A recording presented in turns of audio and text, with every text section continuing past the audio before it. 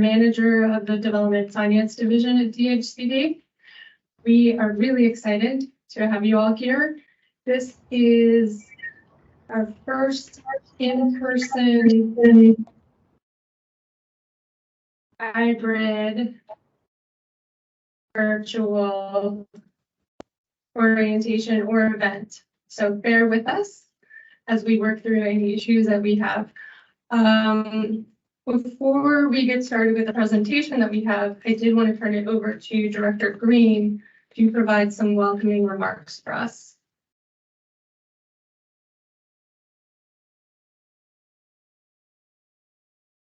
Good morning, everyone. Welcome to the Department of Housing Community Development's Housing Resource Center. Thank you for joining us for this orientation of DHCD's 2023 Consolidated RFP for affordable housing projects. Our Development Finance Division team members are here to help you understand the details of this current RFP. But before we move forward, let's take a moment to look back at the last RFP that was in 2021. 21 projects were selected to produce more than 1,700 new affordable units and to preserve nearly 200 affordable units. More than $305 million in gap financing was requested from the Housing Production Trust Fund, along with a mixture of local rent supplement vouchers and low-income housing tax credits.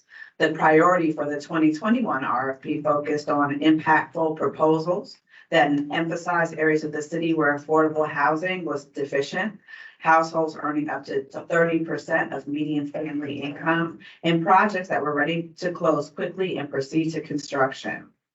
Most of the selected projects are currently in our underwriting pipeline, while a few have already closed and started construction. I guess those were the most ready ones. The emphasis for the 2023 RFP is slightly different. While proposals for households earning up to 30% MFI remain a focus, we are also seeking more proposals that offer more homeownership opportunities, and we are not accepting proposals that request tax-exempt bonds and 4% LIHTC. Although we've leveraged some of our resources to their limits, the demand for affordable housing remains high.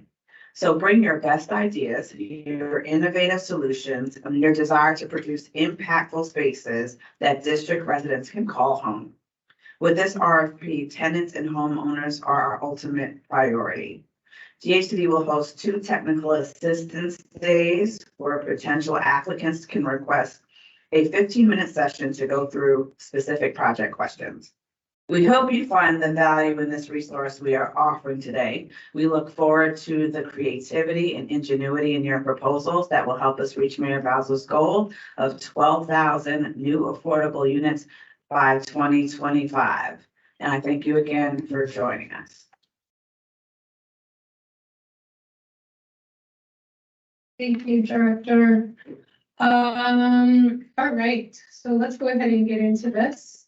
So our agenda for today will provide an overview of the RFP, some of the context in which we're operating, review. So the director alluded to this, that we are accepting funding proposals for rental projects that do not propose using tax-exempt bonds and 4% credits.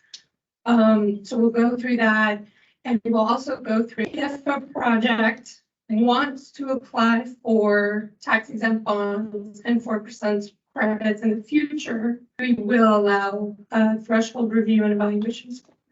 So we'll walk through that, go through threshold and scoring changes, and then we will leave the remaining of the time, most of the time, for question and answer. Excuse me.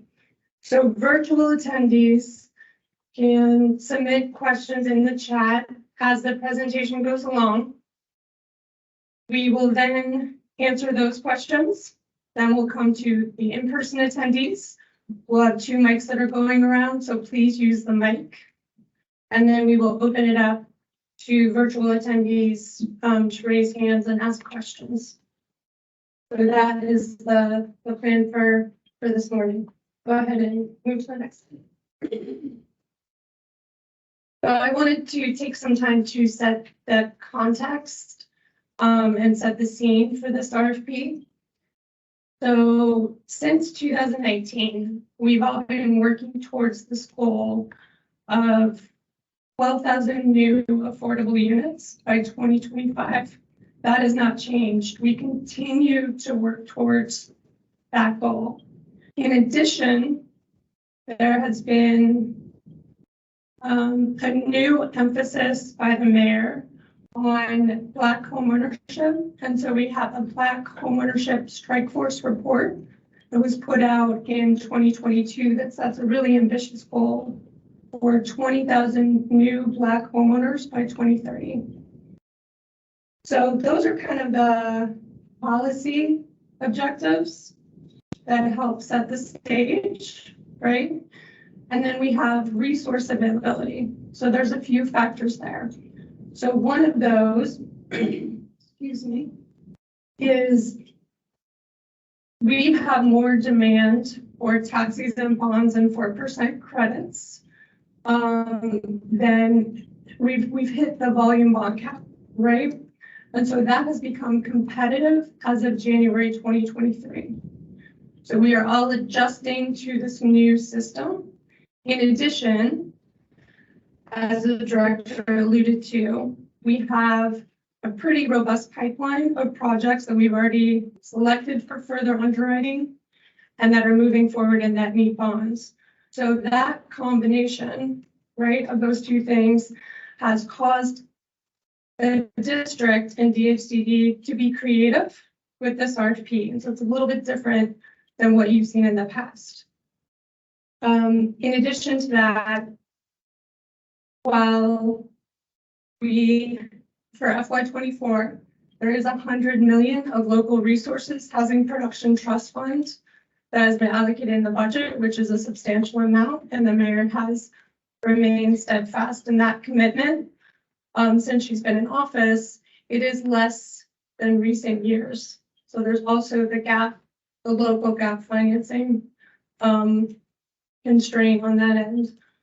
And then I did just want to highlight one important resource that I think everyone is getting up to speed on is the Inflation Reduction Act and all of the resources that are going to be coming through that. So I believe it's close to 10 billion in grants and loans for clean energy and green financing resources. So that's also important. And that's starting to come and be understood and be, come to fruition, but we're still working through how is that going to work? What does that look like? And that's all federal resources, of course. And then there are two regulatory influences that I also wanted to touch on. So one, the Greener Government Buildings Amendment Act modified the Green Building Act so that projects that are subject to the act will have to be net zero. Technically, the act said they had to be net zero today, actually in June. But we've been working with council. We were able to get some temporary legislation that pushed that back to December 31st. So any project selected before the end of the calendar year does not have to be net zero, but anything selected by DHCD or any other district agency would need to be net zero starting January 1. We're still working with council on additional solutions to that because it really speeds up the transition to net zero and causes obviously cost implication issues for our projects. So that's one important flag. And then the other one that I just wanted to flag that I'm sure most of you are aware of is Housing Authority implemented rent reasonableness starting July 1 of this year. So that just has implications for how our projects are underwritten, right? As we all get adjusted to that. So the director, so all of that context is feeding into the RFP. And as the director said, we will be accepting applications for funding for homeownership projects and for rental projects that are not going to be using tax exempt bonds or 4% credits. So that's what we are accepting through the consolidated RFP for funding. So those funding resources, we'll talk about those in a little bit more detail. And then the second thing that I alluded to earlier is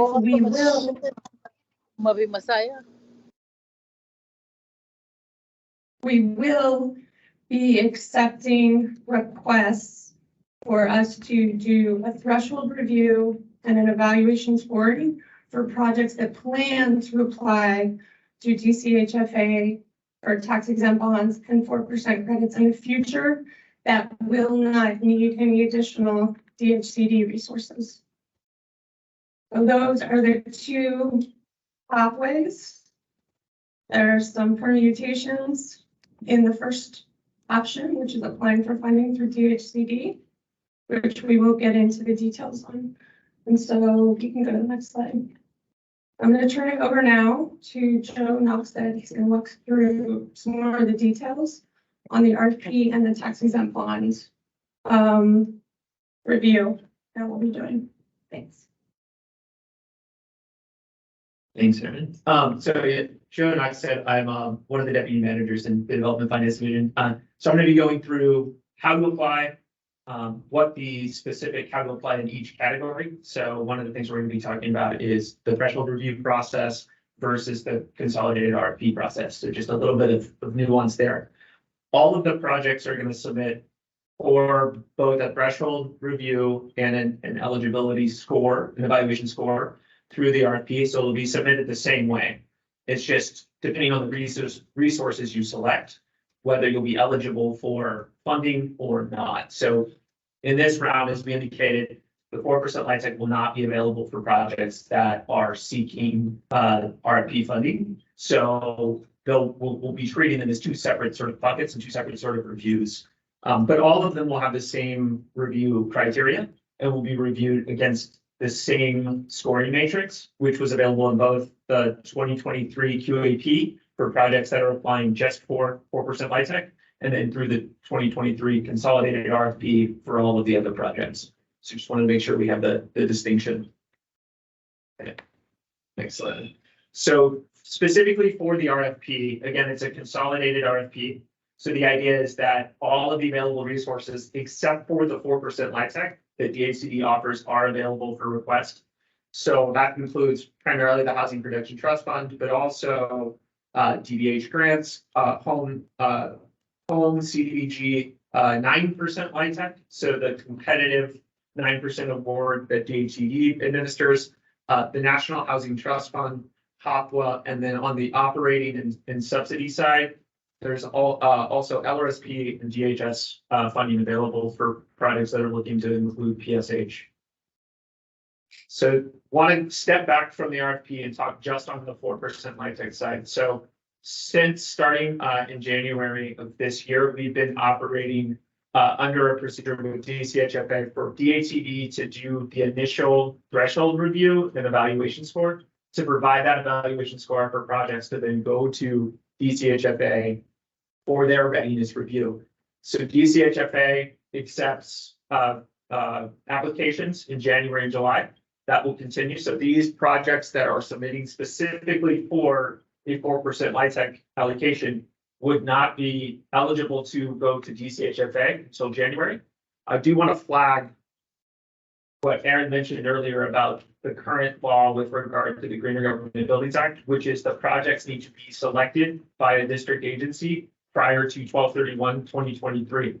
So if you are submitting a 4% LIHTC application for scoring now, you will not be able to be selected until January, which would mean that as the current law is written, you will be subject to the net zero requirement. So just wanted to flag that for projects that are submitting specifically for the 4% LIHTC allocation. So DHCD will be handling a separate process through the same online application. You'll just select your resources. So if you're selecting gap subsidy for 9% LIHTC, that will be allocated through the consolidated RFP, where the 4% LIHTC will follow the procedure that's already been outlined for DCHFA projects. If you have questions, we'll be distributing the slides And DCHFA has a whole website dedicated to their process and how that functions. Right, so again, this is going back to, so taxes and bonds, you come to us, we provide you with a if you pass threshold, we'll provide you with an evaluation score, and then that evaluation score will be submitted to DCHFA as part of their readiness review in January or July of 2024. And want to say it one more time, applications that are applying will not be able to receive both taxes and bonds, 4% LIHTC, and resources through the consolidated RFP. So what does that mean for a project? And this is where we want to talk through is we have included charts in our ideas of how projects can utilize the resources in this RFP to substitute or supplant the 4% LIHTC in your projects. This is not an exhaustive list. We're asking you to be creative. We've gone through and thought of ways that we think and ways that we're actively pursuing through pilots and other processes to try to come up with ways to replace the 4% LIHTC in projects. And one of the things that I want to flag is, so there are regulatory requirements for each of the resources that we have available. So when you think about HPTF, there's a 49% threshold for us, which is that HPTF cannot fund more than 49% of a project. So that's the thing I would remember when completing your application is to kind of sort of think through HPTF can't fund more than 49% of the project. And so we'll have two opportunities for projects to submit, one primary application and an alternative. So for us, we're hoping to see creativity and whether or not you apply for 9% LIHTC or mix and match these resources together. What we're hoping to get is a primary scenario and an alternative scenario to allow us the flexibility to select project for the resource that we have available and that best fits the project. So the idea is flexibility, creativity, and we hope that we'll be available for these TA sessions to try to work through that. So I'm going to turn it over. This is on the rental side, and Reshma's going to take it on the homeownership side.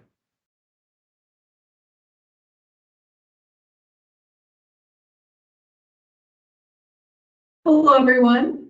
Reshma Holla, another deputy manager with the Development Finance Division. All right, so this slide, one of the main purposes is to test your eyesight here, because in person, right, you can't zoom in. It's one downside of being in person. Just kidding. So we wanted to put this up here, just like the previous slide, to highlight some of the great information that's in the RFP. We're not going to be walking through all of this in detail, but it's there. It's a resource. As Joe mentioned, we've really given some thought to some creative structures that we think will help stretch our resources, but they're not exhaustive. So on the homeownership front, we are, as Aaron and Director Green mentioned, our goal is to further the goals laid out by the Black Homeownership Strike Force. So we're hoping to see creative proposals that get us a step closer to achieving the 20,000 new homeowners by 2030. So on that note, as Joe mentioned, we are accepting a primary scenario and as part of that primary scenario, we require you to not assume affordability that relies on the HPAP program. And we can get into more details in the Q&A, as well as we'll have technical assistance sessions. So feel free you'll have a lot of opportunities to ask away questions there. So for the alternative scenario, for that, so just to step back on the primary scenario, the goal is to utilize DHCD funding at gap financing. For the alternative, we think there's some creative structures out there that we'd love to see that minimize the amount of gap financing needed during the construction period.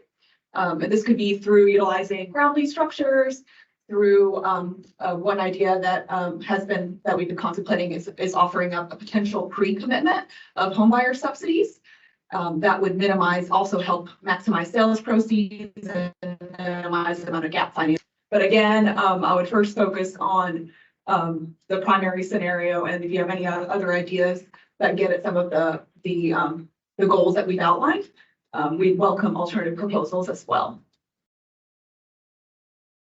All right, so before we get into application changes and evaluation criteria changes, we just wanted to highlight, sure everyone's aware, our underwriting guidelines and our core underwriting principle. So we are a gap financing lender. And this is more critical now than ever before, when we're really trying to stretch our resources. So we just want you to keep that in mind. As Joe mentioned, there's a 49% threshold for HPTF funding in a project. And so really want to make sure that you've looked at all the other resources out there and are really looking at, trying to minimize the amount of gap financing that you're requesting from the agency. And just touching on some guidelines that are on page 17 of the RFP. So DHCD funding resources, they can only be used to subsidize eligible production or preservation projects. This is 5+ unit projects. And if an applicant proposes market rate units or commercial space, to make sure that you're not asking DHCD to indirectly subsidize those uses. So we'll be looking for LOIs, the documentation that you have, not just for the affordable component, but for the market rate component as well. So we want to make sure that there's adequate other financing for any non-affordable component. Likewise, I think we just want to remind you that diverting resources, funding from such as LIHTC equity as well as debt that is generated by the affordable component, using that to indirectly fund a market rate component, that's also something that's frowned upon.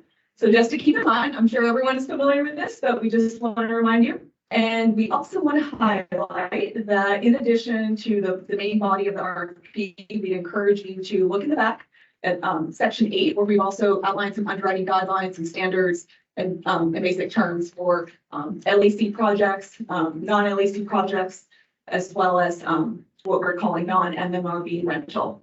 And that reminds me, one other thing I'll mention on the homeownership front, we are accepting proposals that fall into 3, while we accept variety proposals, we're accepting proposals that fall into 3 larger categories. So that's single family homeownership, multifamily, that can be condos, as well as limited equity cooperatives.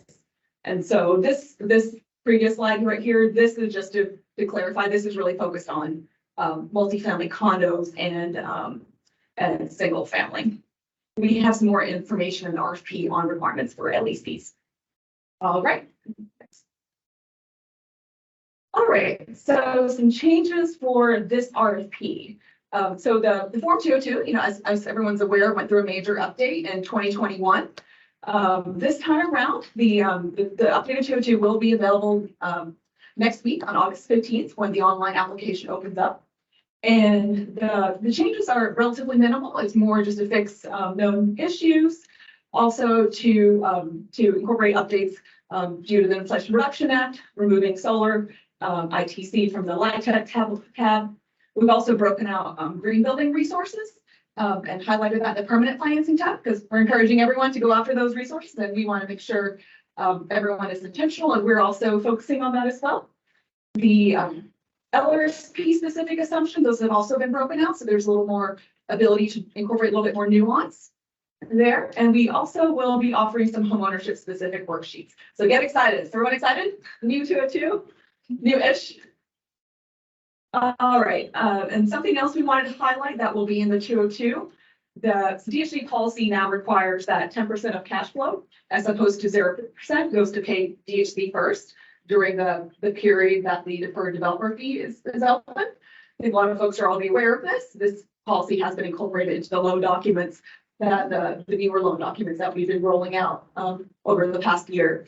So that's something change that you'll also see reflected in the pro forma. And during the TA sessions, if you have any questions, we'll be happy to dive into that as well. All right, so I think costs have gone up a little bit, right? Over the last couple of years, unfortunately.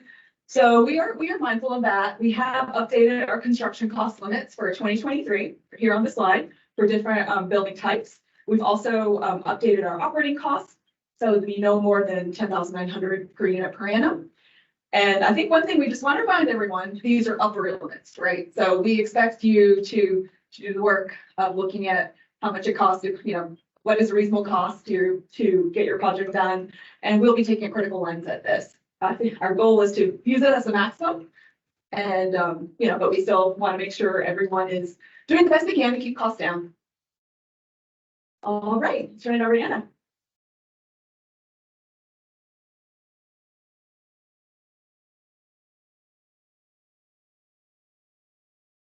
Thanks, Rashma. Good morning. I'm Anna Scala, the Special Project Coordinator here in the Development Finance Division.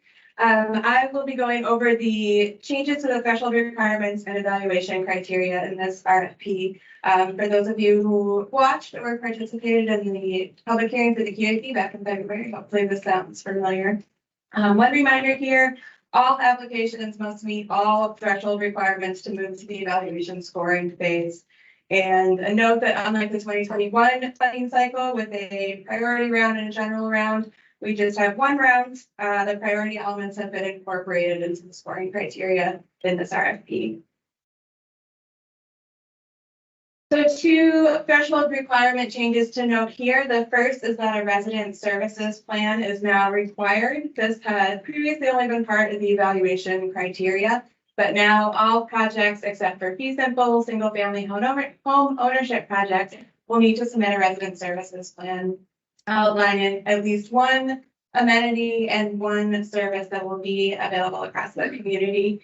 Applicants with more comprehensive services plans or amenities packages seeking points in those categories will submit plans with a higher level of detail that complies with the scoring requirements. Second thing to highlight here, instead of projects required to be solar ready, all projects must now install solar panels or submit waiver for this requirement if it's not possible. This is primarily in the context of the improved economics of solar through the Inflation Reduction Act that we mentioned, and also some local resources. This is the overview of the evaluation criteria in this RFP. The criteria shown here will be used to competitively score all applications that pass threshold review. One overall change to the scoring approach to note, the different subcategories in that chart now all have the same amount of total possible points, so 50 possible points, with a cap of 25 points. So you can't achieve all 50, but you can kind of mix and match in each subcategory. In project readiness and past performance, compliance with DHCD cost and funding guidelines now includes soft costs in addition to construction hard costs and operating expenses. So soft costs are now a project cost that can trigger a point deduction in that category. In inclusive and equitable housing, housing for older adults and accessible housing are now two separate categories, looking to better reflect the needs and the options for those populations. Also note that projects building senior or family housing can receive points for using specific accessible housing standards. So we've added the Kelsey's design standards as an option here, in addition to Virginia's universal design guidelines. In place-based priorities, proximity to transit and proximity to neighborhood amenities are now separate categories as well, focused on quarter-mile radius. In maximizing the impact of DHCD resources, there's a new category for the creation of net new units, which does include project housing preservation fund covenants. And last, in the innovation and community-oriented features for programming, resident services and community-oriented amenities, as I mentioned, have now been separated into two separate categories. We've also added a developer capacity building category. This is for development partners that have not participated in DHCD funded projects previously, or for those who are part of or have already participated in an accelerator program.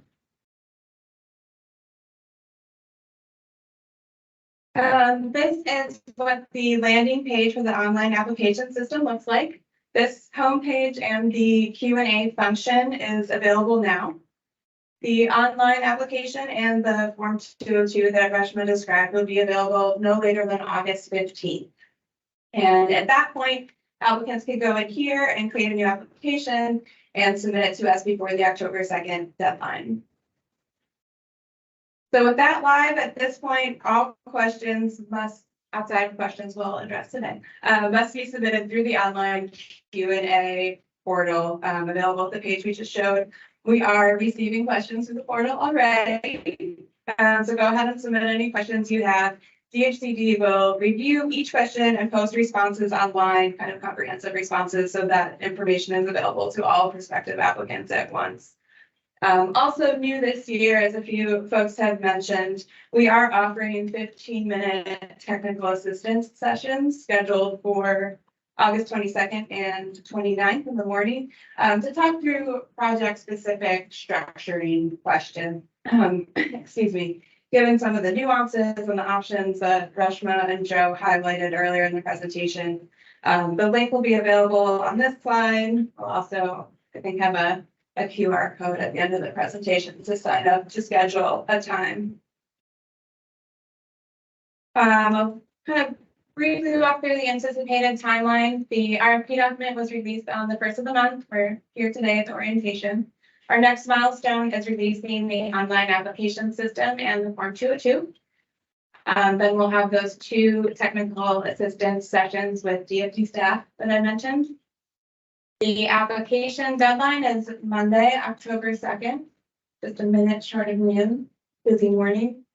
And we will release threshold review results no later than November 17th. And then selections into the pipeline announced by December 22nd, or evaluation scores for the 4% LIHTC bond projects without gap financing that will then apply through a forthcoming HFA readiness round. And with that, we will start taking your questions.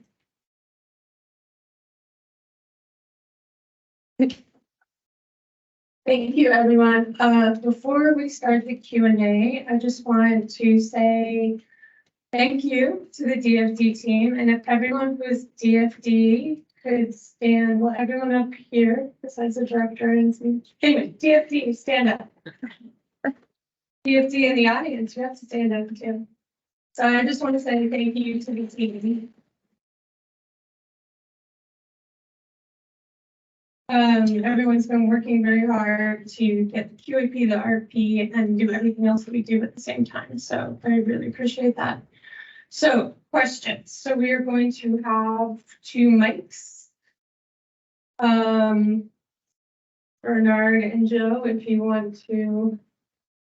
But I think first we will go through the chat questions. I saw some very specific questions in the chat. So if everyone here in the audience can be patient as we walk through some of the questions we've already received. So Reshma, if you want to go on.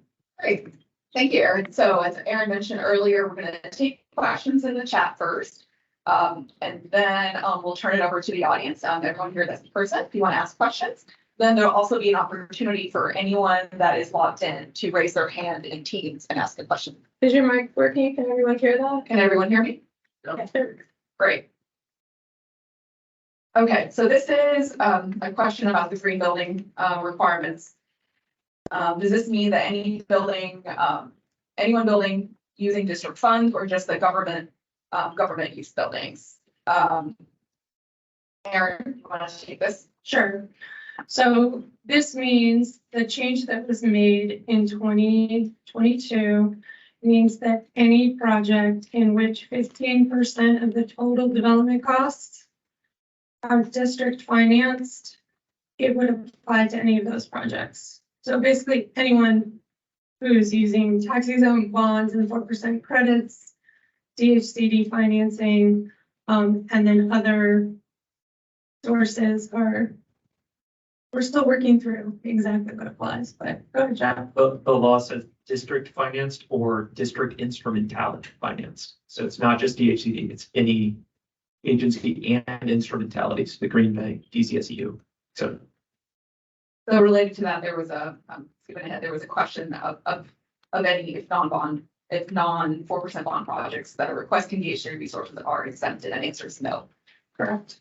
They're not, as long as we are selected by 12/31/2023, which is why the selection timeline.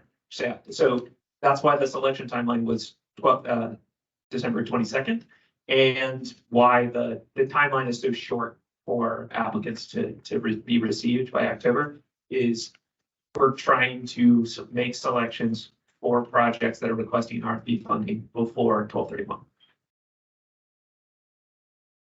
Great. What is the annual limit for 9% LIHTC? Erin, you want to take this? Sure, our annual allocation for 9% LIHTC is around 3 million. For this RFP, we estimate that we'll have 5 million and 9% LIHTC available. There, generally, we have a cap of 1.1 million. However, what we are asking for here with some of the options that Joe talked about is there is an option to do a 9% only. And if it goes over that 1.1 million, that is okay.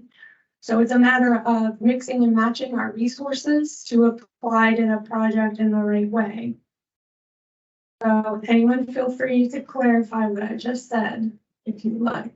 But what we're saying is if you submit a 9% only scenario, going over that 1.1 million cap is okay because you're not requesting other gap financing or voucher resources.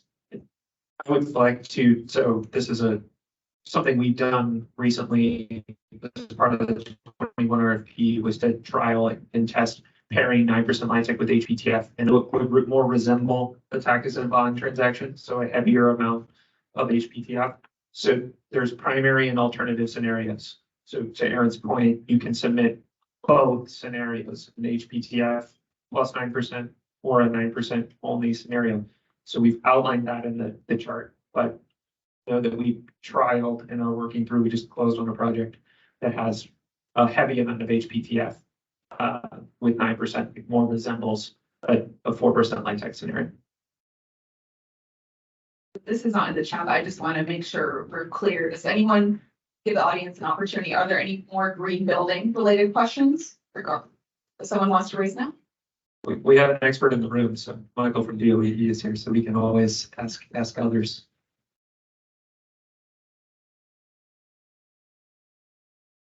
No, everything's answered. Great. Oh, running.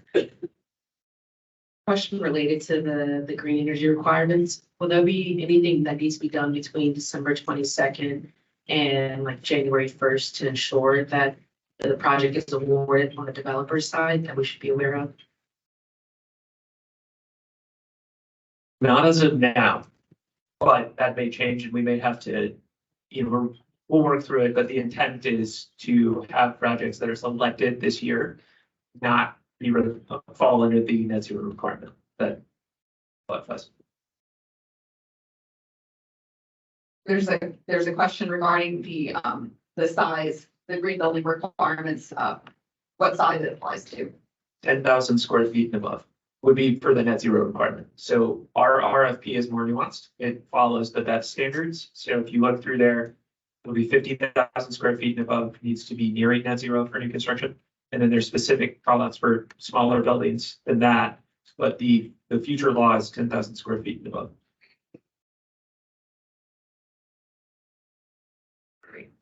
Sorry, I just want to ask any other follow-ups on green building.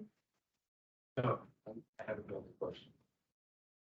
I think we're going to continue working through the chat questions, unless Jing is a green building. I Sure. just have a quick question. Does the net zero including the net zero ready or is the true net zero?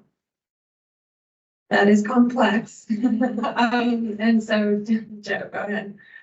It's as of today, I have to follow Appendix Z, which is truly net zero. It's pretty exhausting, is what I would say. Is you should read Appendix Z. Got it. Thank you. So my question is, at the DOE meeting, there was discussion that there is a possibility that an emergency legislation might be. What do we plan on? I know it's, as of right today, it is set at a certain requirement, but as it get awarded, there's only 100 million and everyone knows construction costs. It's like not that many projects right now. Yeah. So what I would say is that we all have to plan for what we know today. So what we know today is if you are applying for the RFP and you are selected before the end of the year, then the net zero will not apply. Now, I want to emphasize that the agency and DEMPED and others are working with council on this issue, but there's no guarantee anything will change. And so the reality is that probably January 1, it could be that any project that you have that is not selected would be subject to those new requirements. And that's where we are. Great. So if there's any more green building questions come up, you can, welcome to raise your hand later. And we just figured, as you might as well, and the hot topic, talk about them first.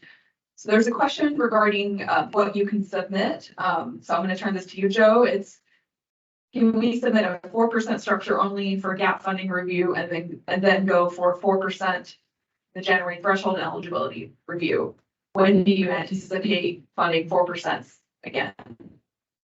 So we'll go with the first one. The answer to the first question, part of the question is no. So the projects that are submitting for 4% LIHTC are submitting solely for a threshold and evaluation score. There is no ability to submit projects for gap financing and 4% LIHTC. So even if you're saying, I'm going to apply now for a gap financing and then I'm going to go later for 4% LIHTC, the scenario you're submitting is still a 4% LIHTC and gap financing scenario. And that's not something we're reviewing this at this point in time. So in terms of the rest of the question, the next, we'll evaluate based on the next RFP, what the available resources are at that point. So I think the next chance for gap financing plus 4% LIHTC would be depending on resources at the next RFP. Joe. Can you hear me? Okay, great. So Aaron, there's a question of how much non-HPTF gap funding is available this round, CDBG, home, et cetera. Great question. So what I would say to that is that I think for questions about funding available, we will answer that through the online Q&A. I want to make sure that I have the most accurate information that I'm providing to everyone. But I will say that our federal resources are fairly limited in what comes to the Development Finance Division. It's not to say that we don't use them. We've used CDBG, all of NHTF. So the district gets about, in National Housing Trust Fund, gets about $3 million a year. All of that goes to Development Finance Division projects for 30% units and below. But the CDBG and the home, I don't have exact figures for you right now, or the HPTF. We will send out a Q&A on that question to make sure that we're providing very accurate information. Thanks, Aaron. So there's a question regarding the OPEX limit. It is the same for both the RFP and the threshold app. And we also need to clarify, there was a higher limit. I think that was in the originally published, that was revised. So Joe, can you take this one? Sure. Yeah. So it will be the same for the RFP and the QAP. Again, yeah, the higher limit, it has been revised, so you'll see it reflected as at 9 in the online application, which will be the same for both. Related to that, there is a question regarding any in-unit utilities paid by the owner. They can be deducted from the per unit operating expenses. And so I'll just go ahead and take that one. So yes, so the limit, so just like in previous rounds, like it's not, you can deduct that. And there will be, that'll be another change to the two where that'll be calculated as far as also be in the quick phase application. And there's trying to questions here. Can a construction manager also perform the physical needs assessment? Anna, you want to take this one? I think that was a no, Rashida.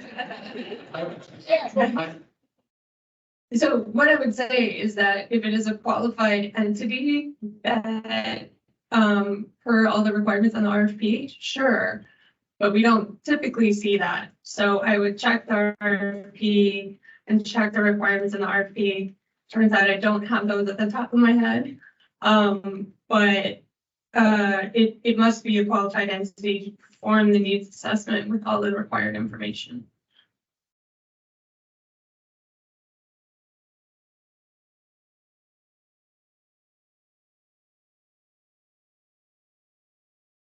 So there's a follow-up question in the chat. Is there a physical needs assessment required for a full gut renovation? Yes, the physical needs assessment is required. So I would just make sure you're looking at the RFP, reading through it, and it is a threshold requirement. All right, and spread the love here with the question. So how about please provide more detail on the resident services plan for a condo or co-op building. And Bridget, do you want to talk about that?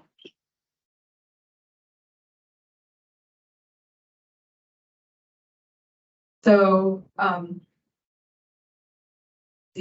so basically, I think, we can provide a little more detail in the QA that's needed, but we have provided, we're not trying to be overly prescriptive. So we want to see, the resident service plan is a threshold requirement, but we're interested if you're serving a cooperative, looking at resident capacity building, training for boards. And so, I think there's a lot of services and thinking about that broadly, and we're happy to provide more guidance. And if there's anyone else on our team that wants to comment. Yeah, I think for co-ops in particular, ongoing capacity building services would be something that we would be looking to be built into the operating budget. Potentially asset management services for those co-ops. Any kind of board training that needs to happen as the co-op is going through the closing process and making decisions.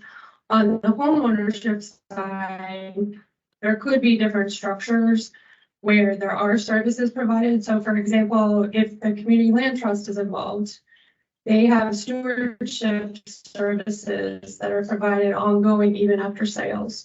So thinking through for the project you are proposing, what are some of the services that buyers might need as they become new homeowners, if that's the case, if that's the case. So just being thoughtful about what is in the long term, what is going to make this successful. Thanks, Erin. So there's a question that's been typed. That's really a three-part question. So I'm going to try to tackle some of this here. For the maximum construction cost, does the penthouse count as a story? We propose a 4-story plus a penthouse. Will that count as 5 stories? Joe, you want to take this? The federal government says yes. So Davis-Bacon is really what the 5-story cutoff is for here. So if the federal government under Davis-Bacon provisions requires that it use the building wage decision, that's what the cut line is for. There's a question regarding the affordable component in mixed income projects. I'm not clear on this is asking if a rule applies to 100% affordable project. There's a reference to page 13 of the RFP. Not clear on this one. We might have to get back on, look at what exactly it is, unless anyone wants to comment. I don't know off the top of my head, but I'm wondering if maybe we do the in-person crowd and then we'll come back to the chat. I will squeeze 3 questions and it will be efficient. Well, you guys can. Number one, for the Inflation Reduction Act, I really appreciate your optimism. It's really helpful, but how would you direct us to include that in our application? Or what would you accept? How about that? So that's question 1. Rent reasonableness, to make sure that we're following the rules. What resources should we consult for rent reasonableness for rents? And number 3, for 9% credits in HPTF, just want to be totally clear. If we combine the two, are we absolutely held to the $1.1 million allocation for 9% credits? If, again, we also included HPTF in our deal. So those 3 questions. Chris, that was a lot. I can't even remember the first question. I'll take the first one. Let's talk about the Inflation Reduction Act, clearly. Yes. Oh, you want to go first? Oh, you want me to answer that? Okay. So we actually put that in there. So we know the GRP, so if you're applying for specifically HUD assisted projects, the GRP is open. We know that there are awards that could be given now. That's something where we can show what you would anticipate getting based on the program guidelines and be a little bit more flexible, given that it is an active RFP from HUD right now.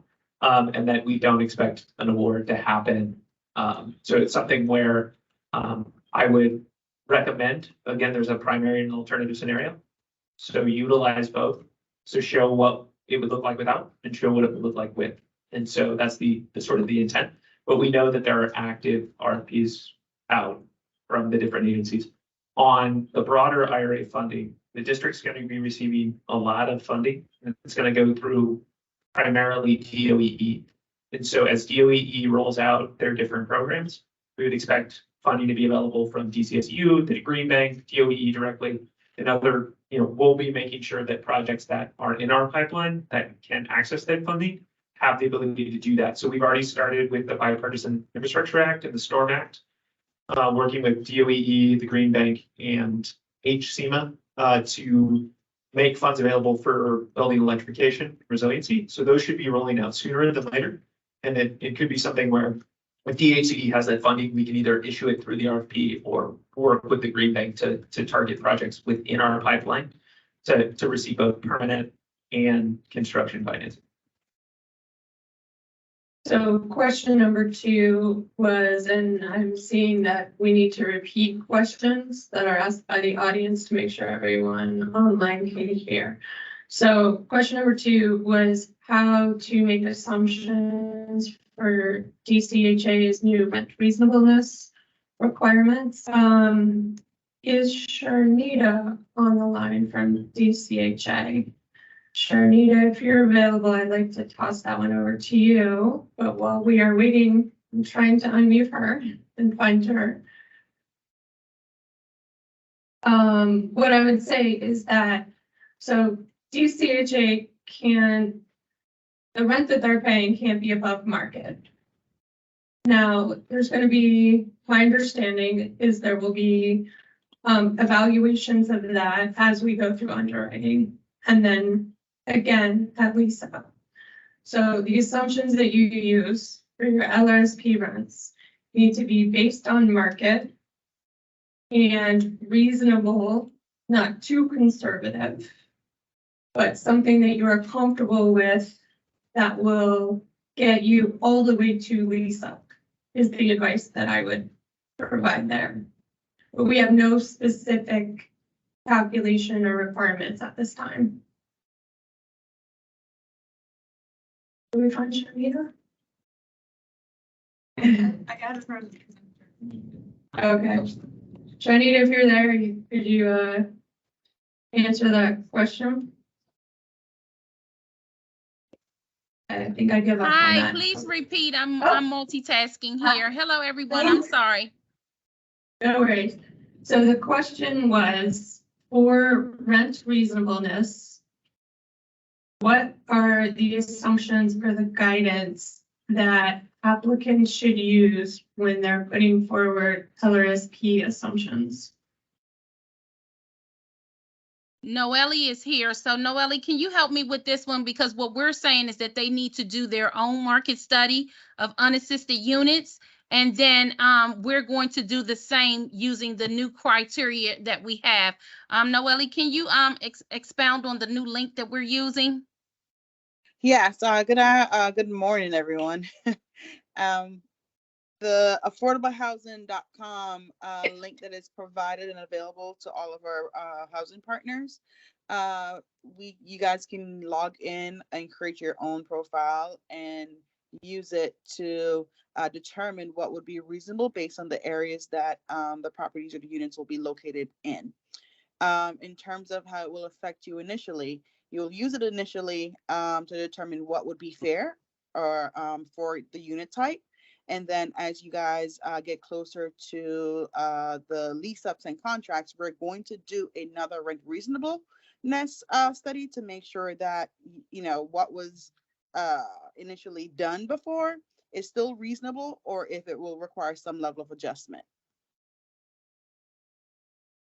One Thank other thing you, that I Shani. did, hi, Aaron. Go ahead. One other thing that I did want to mention is that this new rent reasonableness is going to ask you more details. So it's going to ask about amenities, square footage, and things of such, central air, things like that. So all of that will help factor what is rent reasonableness in the calculator. So it asks a series of questions. The owner will need to populate all of that information, and then it's going to give you a more fair rent reasonableness than just broad based on the submarket and the bedroom size.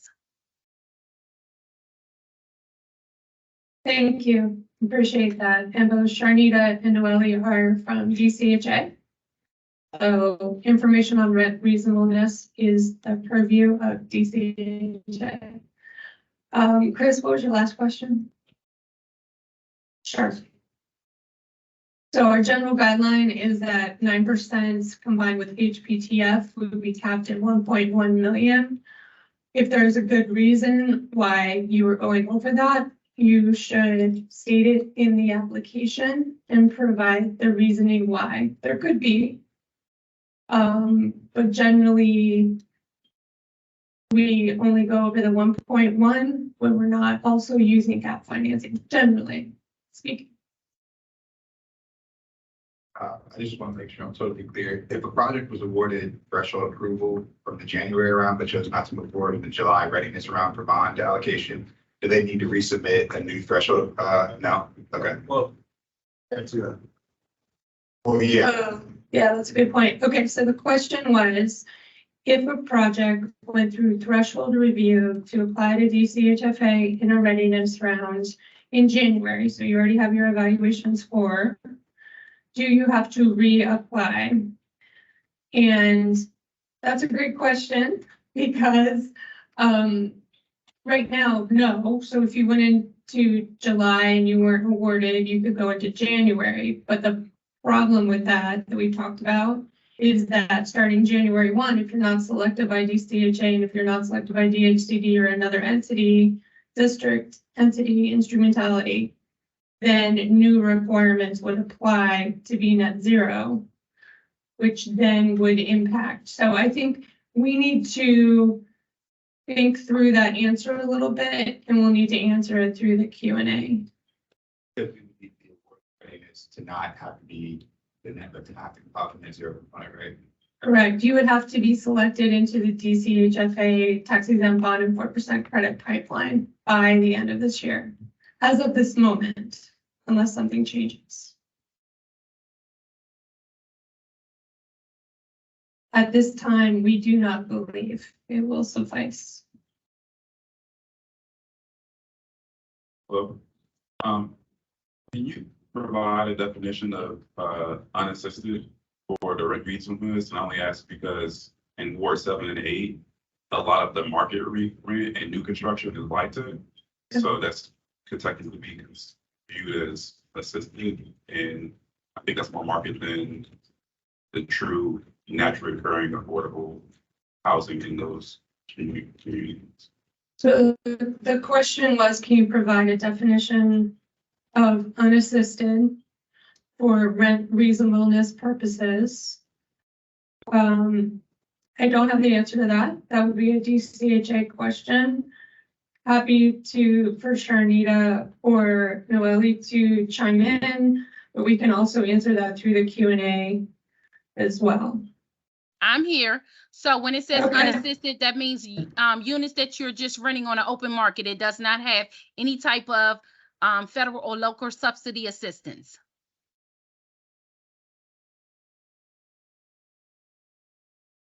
Thank you, Sharnita. I hope that helped.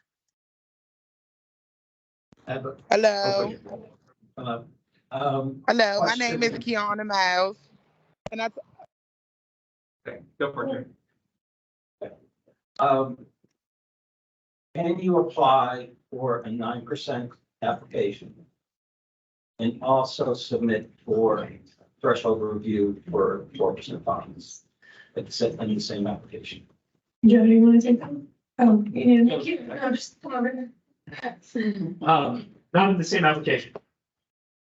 So you have to submit, you can submit two scenarios, but in this application, we would want you to submit RFP scenario. And then if you have a project that could reasonably not use gap financing, if it went 4% LIHTC, you can submit as a separate project for threshold review and evaluation score. So you'd have to submit two separate applications, or would you? Correct. You wouldn't be able to They submit. have different, they'll have entirely different scenarios. I don't know, like you, Right. the PSH requirements, like you can't do it, right? If you think through it logistically, it would be impossible to do it because the PSH requirement in particular. Not if it's a rehab.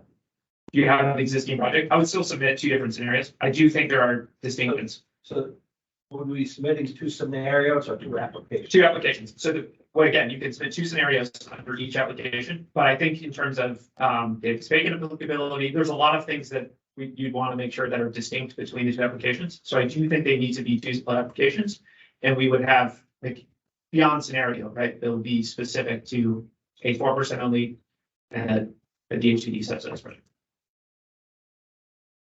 Just real quick, there's a lot of questions, so we're trying to go back and forth. So, well, let's take another 5 minutes of questions from the audience, and then we'll switch back to the chat. So following 2 questions, but one following up on the earlier question about scoring. So same idea, some of the projects that have applied previously are still in the queue, waiting for bond allocation, waiting for basically bond allocation.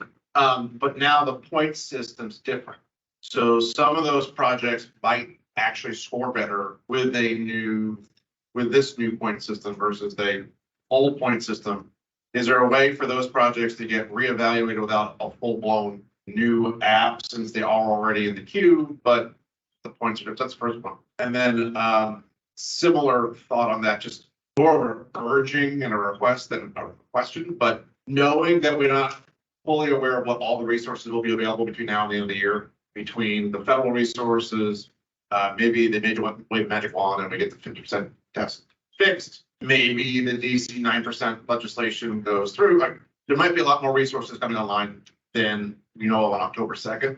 So I would just request that you err on the side of issuing more award letters than less for the net zero reasons, and just be really upfront with the point of the projects that might not have scored as high. Say, hey, look, we gave you the letter so we could get you in the queue, but you're in line. And let's be real about timeline given resources allocation. You ain't gonna want anytime soon, well, as you're in, so you know you don't have net zero. Those are the 2 things. Right. So the first question was, if a project already has a threshold review and evaluation score from a prior round, and they've been selected for underwriting by DHCD, can they come in and get rescored? I don't have an answer for you on that right now, but what I would say is that the changes between, we have very few 2019 RFP projects that are remaining for bonds. When I say few, I mean 2. The remainder in our pipeline are 2021 RFP projects. The differences between 21 and now are not as significant as the changes between 19 and 21. But we hear the ask, and I don't have an answer for you at this moment. The second question was, can we essentially over-select projects in comparison to the resources we have available to mitigate the risk of the January 1st net zero requirement? I do not have an answer for you on that now. We are thinking through all the alternatives that we can come up with and continue to work with council. But I understand what you are putting forward.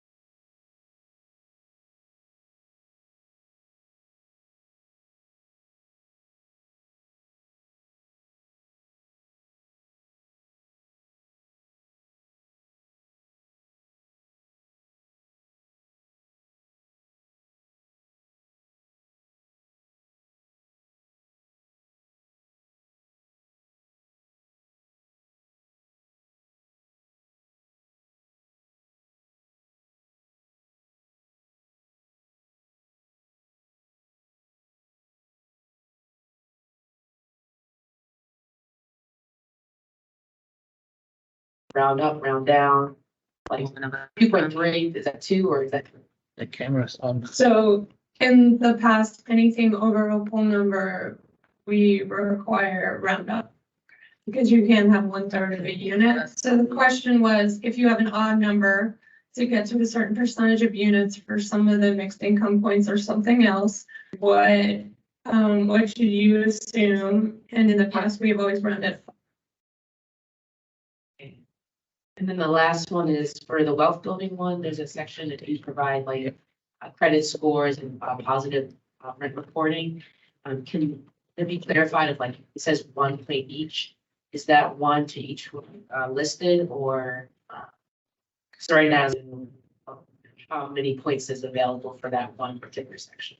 So the question was for the wealth building section, clarification on the points, what will be able to achieve certain points.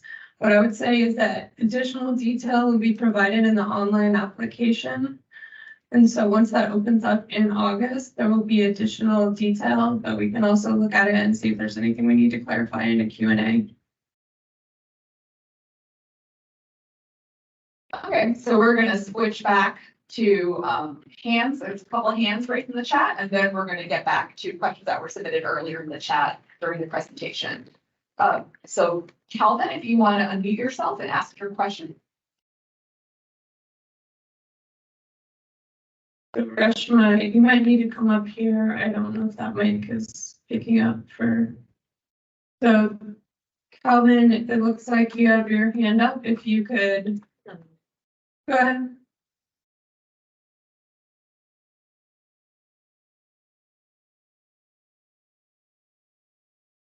Okay, so not sure. Let's go on. We can get back to Calvin. Kiana, if you want to mute yourself and ask your question. I gotta be plugged in to see them.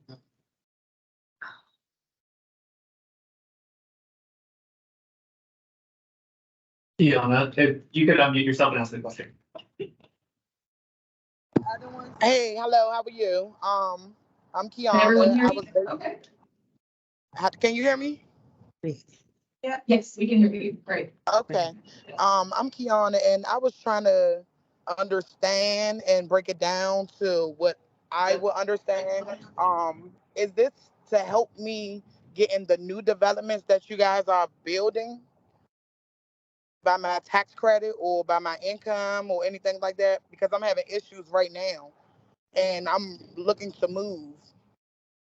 So this is primarily for developers that are looking to build new buildings. So what I would say is, so if you go to dchousingsearch.org, all of the projects that we have completed construction have their units listed there, and you can see any of the units there. We're happy to put that link in the chat. And so you can go to that website. And if you have questions, feel free to reach out to DHCD's phone number. We can get you in touch with someone who can help you. Yeah, I've been reaching out like multiple times, like about 3 months now, to get help and assistance with where I live at now. And I really need help. If anybody could give me their email and I could talk to you more and not talk to like a group of people, like I really need help, some assistance. Yeah, we hear you. So if you can provide your contact information, an email and a phone number, if you can message that to the chat. And we also, I believe we have your email because you registered, so we can also reach out to you. Yes, because the chat won't let me write a question or anything. That's why I unmuted myself. Yeah, we'll put a contact info in the chat. You can email to that. Yeah, there's a Tiffany's a pleasure contact. Great. Thank you for your question. guys. Appreciate it. All right, so we're going to switch back to some questions that were submitted earlier during the presentation. There's let's see. Okay. Does a general contractor need to be selected prior to submission? Aaron, take this. The question was, does a general contractor need to be selected prior to submission? And yes. If a general contractor is not selected, it will impact the score for your development team. So generally speaking, we don't get applications that don't have a general contractor identified. Correct? Correct, but I think it's, but there is, well, it impacts your score, it's not a threshold. Requirement, yeah. Do you want to repeat that? Sure. So I was corrected. It is not required to have a general contractor identified, but it will impact your score. And as I said, we don't generally get projects, applications that do not have a GC identified. Thanks, Erin. So there's some homeownership related questions. The green building requirements, please clarify minimum requirements. So I think we would treat this just the same. I would think about your project as if it's more than 10,000 square feet. What Joe and Aaron covered earlier applies. I don't know if there's anything else more specific there. Person asks this question. If you have a follow-up question related to that for homeownership, feel free to share that. I do think there's a distinction between single family and multifamily. So the current RFP is specifically tied to the current existing BEP standards. And those are a little more complicated than just pure 10,000 square feet. But if you're a multifamily building, most likely would apply. If it's single family, there'd be different rules.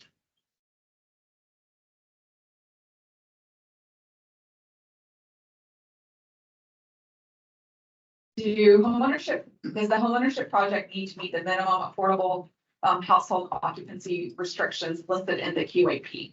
So we would, for homeownership underwriting related questions, it would be, we refer you to look at the guidelines that are in section 8 of the RFP. So there are household occupancy restrictions associated with the inclusionary zoning program. And so there could potentially be some flexibility, but I encourage you to look at that. And if there's any follow-up questions, please ask them when we have a technical assistance session. But the homeownership projects are not subject to the QAP since they're not LIHTC projects. Yes, thank you for, yep. Yeah. For homeownership projects, is the restricted sales price in the primary scenario required to use a published IZ sales price? Or if we could use, can we use the calculated sales price based on the housing expending limits? So there is additional detail in the term sheet, the underwriting standards that are in section 8. So if you are assuming essentially permanent affordability, if you're proposing a program that's very similar to the IZ model, then there is a requirement to use inclusionary zoning pricing. If you're proposing a program that has less affordability, there's a little bit more flexibility on that. So I encourage you to look at the underwriting guidelines section and see if that provides the information you're looking for, or please follow up with us if you have any follow-up questions.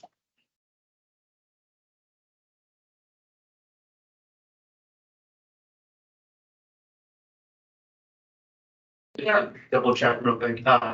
Can everybody hear when Reshma's talking on the chat? If they would get a response in the chat, just have one double check.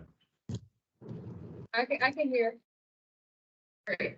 There's a couple other homeownership related questions that I think would probably be easier to answer in the technical assistance session. So we will get back to those. I'm going to try to move forward. We can get through some additional questions here. Does the deferred developer fee still have to be paid off in 12 years? Joe, take this. Again, it's project specific, right? So there may be nuances here, but generally our standard is that we would expect 12 years in deferred fees. And going back to the point that Reshma made in particular, we're a gap lender. So in the RFP in particular, we are a gap lender. We're trying to minimize our gap. And part of that is a minimum DDF out to 12 years. So I think here, I'm thinking they're also asking if it's not a LIHTC project. And so if it's not a LIHTC project, it would probably be even more specific because you're going to need to get your HPTF below 49%, and that will be very difficult without pretty heavy deferred fee. And so yes, but it doesn't necessarily have to be paid off in 12 years. Correct. But yeah. Also, you could go up to 30. We're fine without LIHTC. It's up to you. Can you please clarify if the DHCD payment of 10% of cash flow, is it after 12 years of compliance? So I can take this one. So this is just during the deferred developer fee payment period.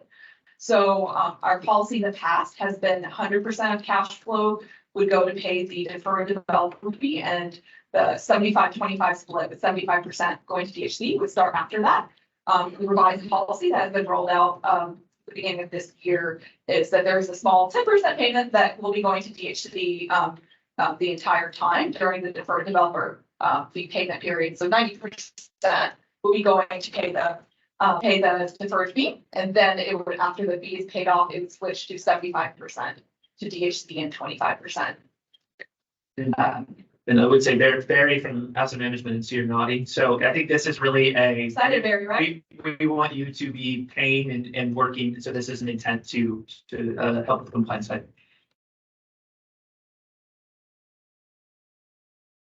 Does a 10,000 square feet apply as of 12/31? I'm assuming this is a green building question. Yes, as of the law is written today, 1/1/2024, projects above 10,000 square feet that apply for funding from the district would need to be net zero. Another green building question: if we're not requesting a waiver, is there a minimum amount of solar that buildings are required to have? No, it's a reasonability. Like, we know you're going to be having cross pressures on your roof space, particularly with regards to the green area ratio or mechanicals. So there is no minimum, but I would look at think about what Appendix Z currently does. We don't want you to go that far, but what we want to say is, we know there are economics that would make it so that solar should be able to actually pay more in sources than would be in uses, and we want you to take advantage of those economics to the extent possible. There is a question about the development team threshold requirements since the 2021 funding round. If there have been any changes, and if so, how they have changed. So I would encourage just reading our RFP carefully, but I don't know if there's anyone, Anna, on our team that wants to elaborate. Yeah, I don't think there were any major changes, but I would encourage review of the RFP.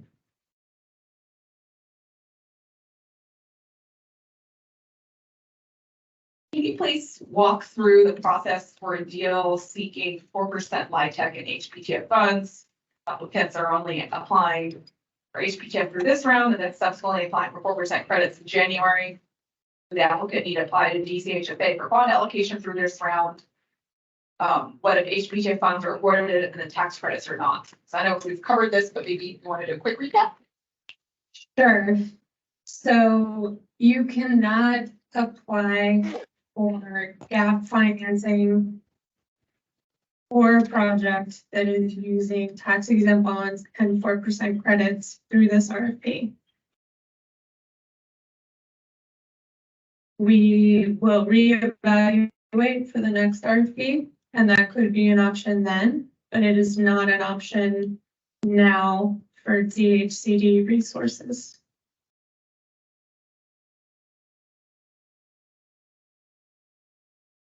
Going back to homeownership, there is a question about what is meant by market sales prices. So I believe this is in regards to the alternative homeownership scenario submission.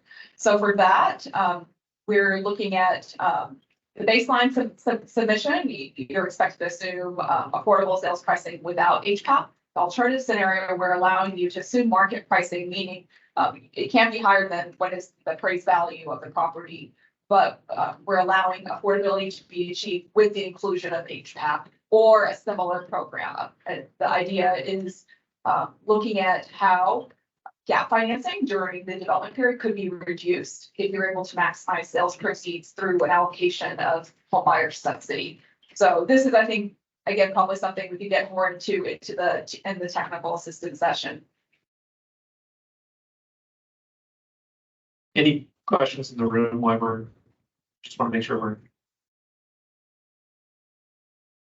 I want to circle back to the discussion about fixed income and non-residential spaces. Just so we're all on the same page, I just want to have you all elaborate on what you mean by indirectly subsidized, so we don't get in trouble. Sure, the question was asking what we mean about indirectly subsidized in mixed income projects. So the way that we look at that, we're looking at the debt that is raised from the affordable units, and so everything has to be proportional. So the funding that is raised by the affordable units, particularly equity, cannot be going to subsidize the ineligible use. So, for example, we need to see that there are sources and uses for the ineligible use that are not relying on the debt or the equity for the affordable, which for this application would only apply to 9% projects. So Yeah, I think there's one nuance or two nuances, which is we've allowed for developer, the DDF, and for DC LIHTC equity to be disproportionately weighted to, but for the DC LIHTC, it still needs to be to LIHTC eligible units. So that would be 80% and above.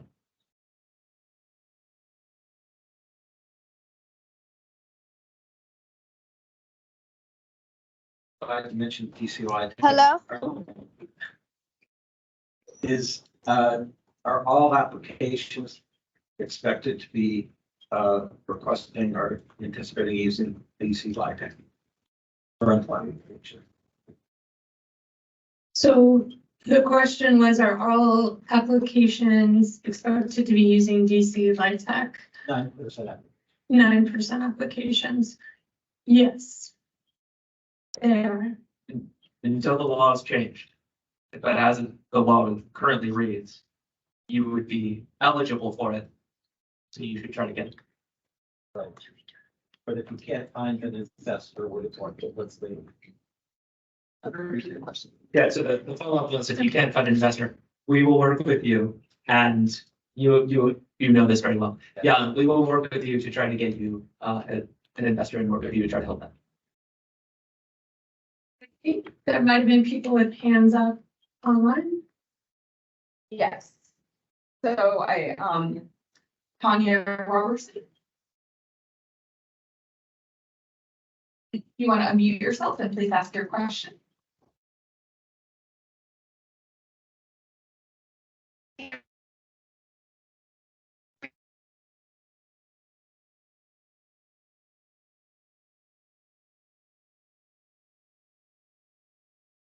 I'm still here. Well, Okay, Calvin, why don't we go to you while Tanya is unmuting herself. So Calvin, please ask your question. hi, good morning. During the initial, when the RFP was released, we downloaded it on August the 1st, and we noticed that in the anticipated timeline, the date was July 28th, and the first thing we thought was we got the information 4 days late. Would you all consider extending the October 2nd due date 4 additional days? Because we lost the July 28th, 29th, 30th, and 31st. And we're okay with the November 17th and November 22nd date. Those days are fine. But just the October 2nd date possibly being extended to October the 6th. That's my question. Sure, thanks for the question. So right now, the reason why the due dates are what they are is so that we are in a position to make selections prior to the end of the year before the changes to the requirements for the Green Building Act. So while we would like nothing more than to extend that due date, it is not feasible at this time. And I do want to make it clear that we were working very hard to get the RFP out, and it was not released until August 1st. So everyone, that was a typo in the RFP that is now being corrected. Everyone received the RFP on August 1st. Oh, okay, thank you. All right, Tanya, we're going to give you another shot to unmute yourself if you want to ask your question. Then we'll get back to other questions that have been submitted online. Hello. Hi. Hi. My question is regarding affordable housing. I've been looking into some things and it doesn't seem affordable to me when you're set with a set income like me. I have a disability monthly. And I've been on the exclusion. I've done everything. And even this year, I believe DHS set me up with some voucher. I'm new to all of this. I've been working from 14 years old. I've never done the government stuff. So this is my first time and I'm not understanding a lot of things. But I'm always going and being on the meetings. So this is helpful, but still some of the units and the new developments that's around my city, to me, they're not affordable. Even on the exclusion, when they're sending me things, everything is over $1,000. They want you to pay water. You have to pay trash removal. That'll take my whole income for the month. So I'm a little scared. And where I'm at now, I've been here 13 years in a co-op that I am trying to get out of. So Sure. I'm just wondering, is the pricing that I'm seeing is what I need to pay, or is it something different where the government helps me out to pay? Right, so it can depend on the project. I think what we would like to do for this question is, Tiffany, if you could put your contact information in the chat, and Ms. Robertson will have, you can reach out directly to Ms. Tiffany Jones, and we will make sure that we connect you with the right person. But to answer your question, the rents are based on income level, and there are some units where there is no additional assistance, and it is just based on the income limits for the funding source that went to the project. There are other units that are subsidized by vouchers.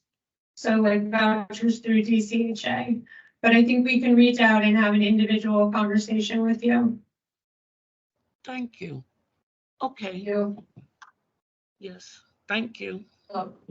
We're going back to let's take a couple of other questions from that have been submitted, and then we can go back to the audience. So there is a question regarding the Housing Preservation Fund covenants. I think this one we will get back to you on that and submit a response online. The detailed question. So I want to make sure we get that right. There's I think we've covered the green building related questions. So I think there's some that have been asked, but I think they've been covered again. If you feel like your question has not been covered that you submitted in the presentation, please raise your hand and ask it in the chat. Let's see. So there's a question regarding what does it mean if a project can't exceed 49% total sources for HPDCF funds, and what that means. And so just to clarify, we're talking about the total development cost of the project. There's a request clarity of this, whether this includes soft costs. So yes, we're looking at the overall project costs. There's a question regarding, I don't think this has been answered yet. The new green dollars, will they be coming through DHCD or will they be, oh, it's the comment. Okay, the comment, it's feedback. All right, I'm gonna table that.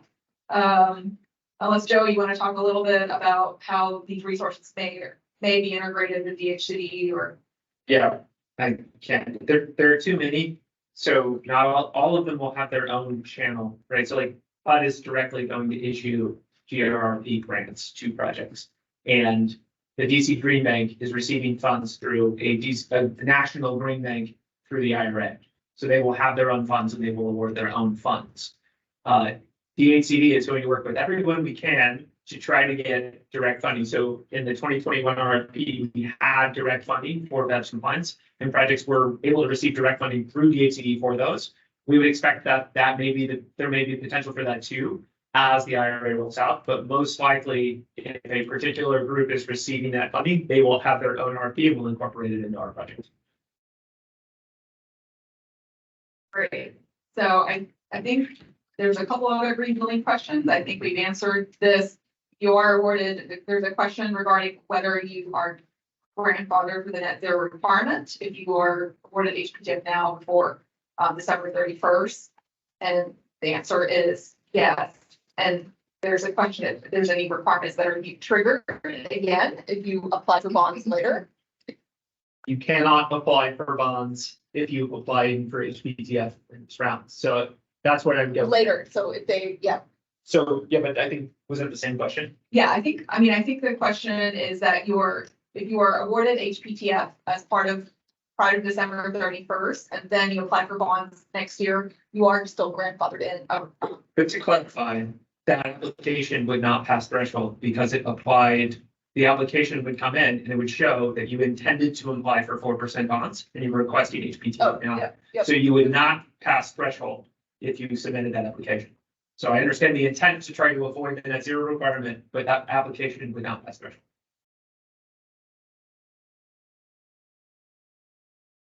So there's a question regarding pricing guidelines for DC LIHTC.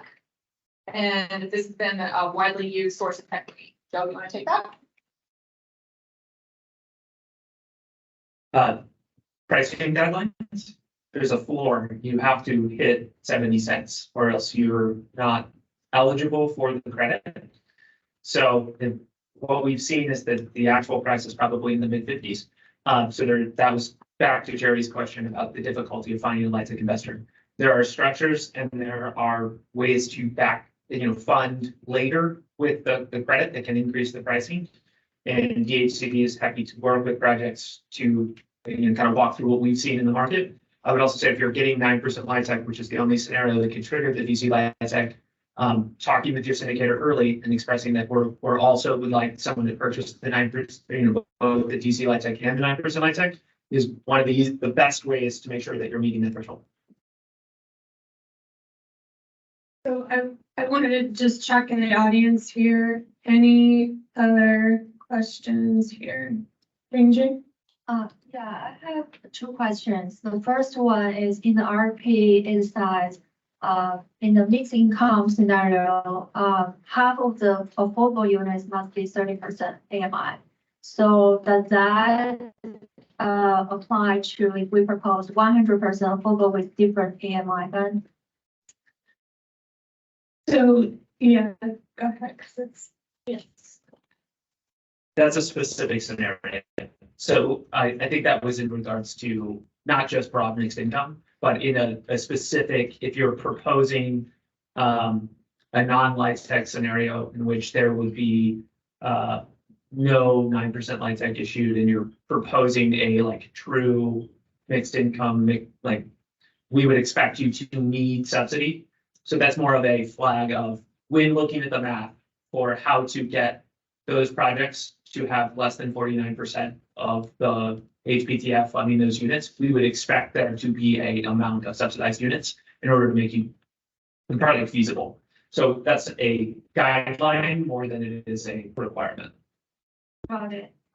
So if we are doing 100% affordable, we don't have to use half of the units, don't have to be like a 30% AMI. We would love to hit our statutory requirement of 50% and 30% MFI, but it is not a requirement.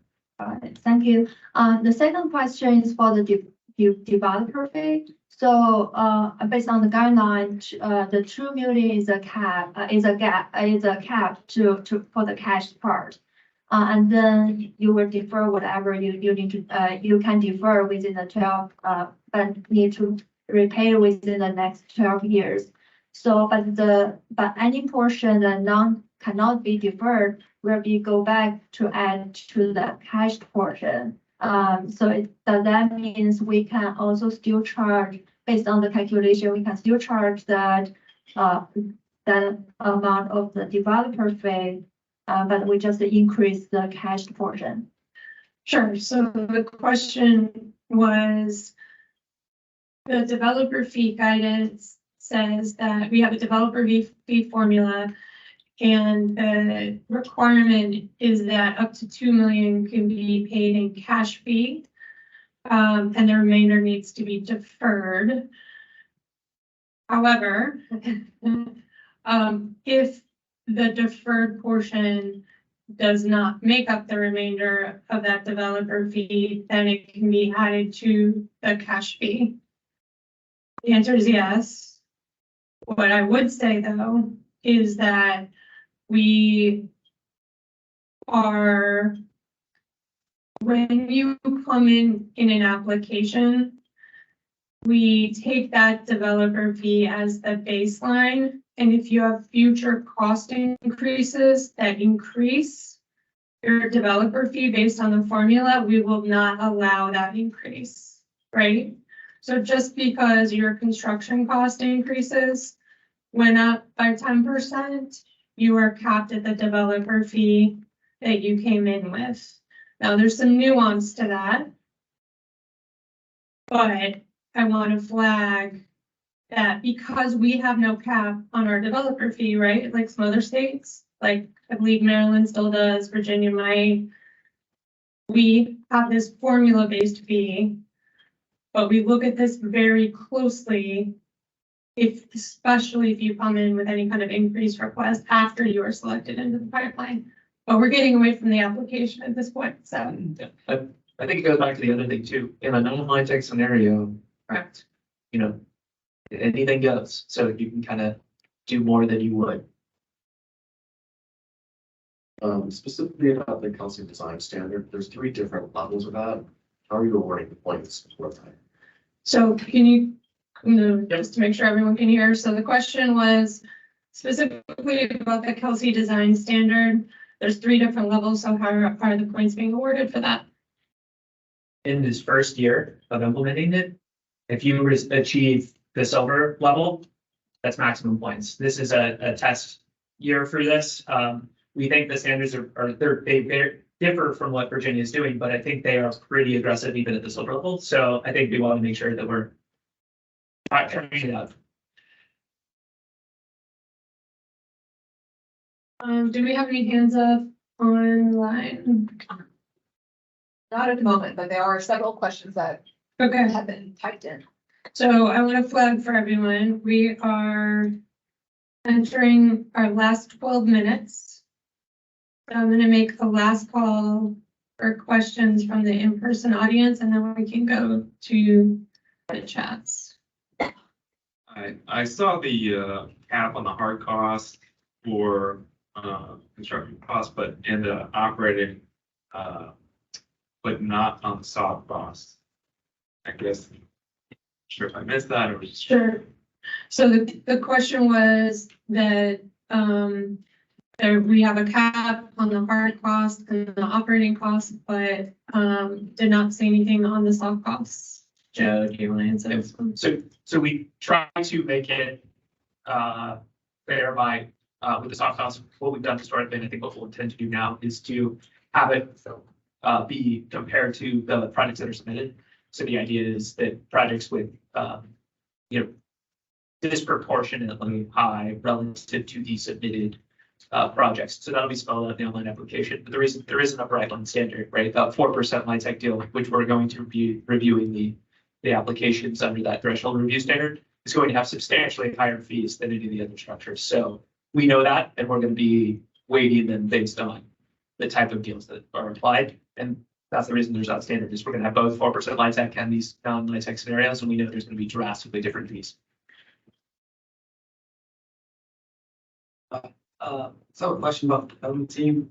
If there are members of the team, like ownership stake, they like income statements and things they also. Sure. So the question was about development team requirements for due diligence. So anyone who has an ownership stake needs to provide all of the information requested in the RFP. There's a lot more detail in the online application, along with all the forms and everything else that needs to be provided. But the core answer is yes. Anyone with an ownership stake needs to provide the due diligence that is required by the RFP. If they do not have an ownership stake. So there are requirements for different development team members, and it's more detailed in the online application. But for example, if someone is a consultant, they don't have to provide all of that information. Did that answer your question? What about a general contractor who has an ownership stake, architect without any ownership stake? No. So it's only ownership in the entity that owns the project. So when you go into the online application, each of those groups will have their own box. So you click general contractor and it'll say, submit the AIA, they're, what you would expect for a general contractor. If it's an architect, what you would expect from an architect. So they'll each have their own set of documents, but we don't need their real estate owned because they're not in real estate. One more question. Yeah. As far as the resident services, does the project have to provide those services, or can the project make funds to provide those services? The question was on resident services. Would the developer owner have to provide the resident services, or can they have another arrangement where they can fund them or have a partnership with another entity? The housing provider and developer owner does not have to directly provide those services. You can have an agreement with another entity that would provide those services. And in fact, I would say that most housing providers do not provide those services. They do work with other organizations that provide resident services. Well, that's probably not fair, not most, but there are many that don't. Do you want to flag over here? So the QR code on the screen is for the TA sessions. So if you have, this is to give us idea of when people are available and times. So just flag in the QR code. Maybe we can take a final question from the audience and then go back to see what questions we can cover that were submitted in the chat. No pressure. Last chance. All right, we're doing a great job answering questions. Yeah. Trying to. Yep. All right. So there is a question, and I think we've covered this already, but is there another opportunity to be selected for funding before December 31st, 2023? Should all projects now plan for net zero? So I think, while we can't advise you what to do, I think contingency planning is always wise. Given as everyone's aware, we have a limited amount of resources available. So I don't know if there's anything else that you want to add. Yeah, and so we talked with DOE, with CMHE, with all of the housing partners, and I think we're committed to trying to advance a bill that would delay the implementation. And we publicly stated it. DHCD thinks that the regulations that are supposed to be issued by DOE by 2026 should go into place before the requirement for net zero, because Appendix C was sort of placeholder and is really not what was intended for net zero long-term in the district. So I think that's our intent, is to introduce permanent legislation, but it's not the law yet. It hasn't been introduced. And so what we're saying back to the contingency planning is the law today says that you would need to be net zero as of January 1. We're going to advance and talk with the council and work towards a permanent bill. But as of now, the law is that you need to be net zero. I think one final green building related question. Do the net zero requirements apply to preservation projects that include level 2 alterations? Appendix Z qualifies that the provisions shall apply to level 3 alterations under the existing building code. Which is one of the flags of the problems with Appendix Z. The Green Building Act as amended says that the test is different than a level 1, 2, or 3. What it states is that if 50% of the building's value is completed in construction, then the Green Building Act will apply. So you're having a totally different standard apply versus the level of rehab. It comes back to what's the value of your building. It would vary dramatically over the district, and then how much is the construction to repair it. So they don't really sync, and which is another flag of why we think there's permanent legislation needed. I was wrong. One more green building question. There's a question regarding the multiple detached buildings and if the net zero energy requirement applies to the total project or individual buildings. I know there's nuance that you went over with this as well as the BEPS requirements. Maybe you could touch on that again. Staring at Michael, so we'll see if I get it right. You can correct me. The Green Building Act is a separate standard that's applied to the square footage of a building. The building would be probably, in this case, defined as the individual address and would be determined by DOB. BEPS, on the other hand, is determined by the metered square footage.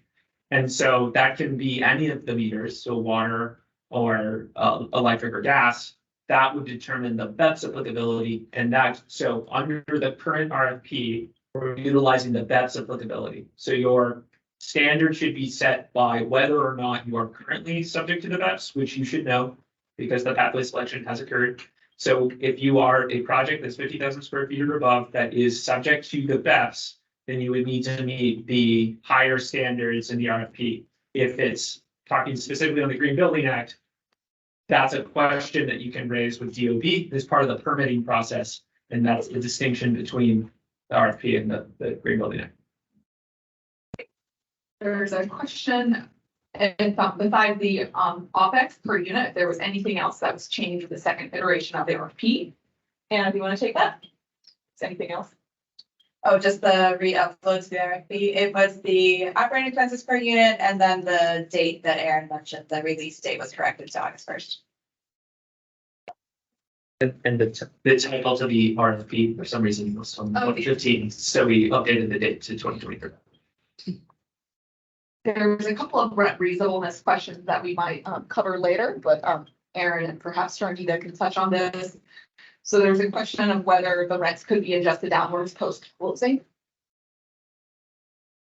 Say that again, please, Reshma. And rents be adjusted downward post closing. Yes, So unfortunately, that is the downside. When we run another rent reasonableness based upon that new rent reasonableness market study, it can make the rents go down.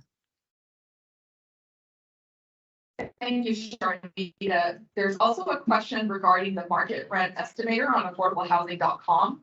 It doesn't currently allow for studios or efficiencies. Is that something that will be fixed, or will studios and efficiencies be treated like one bedrooms? Yes, I saw that in the chat, so I've sent it to the upper management team. We're not sure whether that's a glitch or just what, so we will do a follow-up to advise how we will handle those efficiency rent reasonableness. Great. One more rent. So, okie doke. Let's see. If a project is already in the queue for 4% LIHTC, can it loop back in to apply for HPTF funds in this round for any new gaps?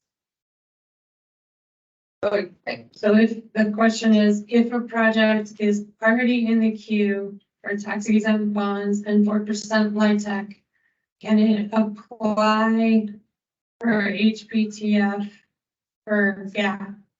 So it sounds like they've already applied for bonds. So you have a score. Say that. Okay, so I guess the question is if you have a score that's a deliverable that you should receive as part of going through the DCHFA round. And then I guess in theory, you just need HPTF funding. So I think we're gonna need Yeah, we're gonna get to back. clarify that question and to reply through the Q&A. Yep. We'll do that. There's also a few questions regarding economic preservation funds, so we will get back to that also through the Q&A. Let's see if we can hit a couple of other, does the online portal allow for multiple scenarios? Yes, it does. And so as we mentioned, there's certain circumstances like in homeownership where there's some minimum requirements for what we expect in the primary scenario, which you would put as the preferred scenario, but we do accept and encourage multiple scenarios. So we have actually hit time. And so any other questions that we have not been able to answer, we will answer through the Q&A. So I want to thank all of you for attending both in person and virtually. We have some follow-up to the Q&A. We look forward to receiving your applications, and thank you to the DHCD team for putting this on today. Thank you all.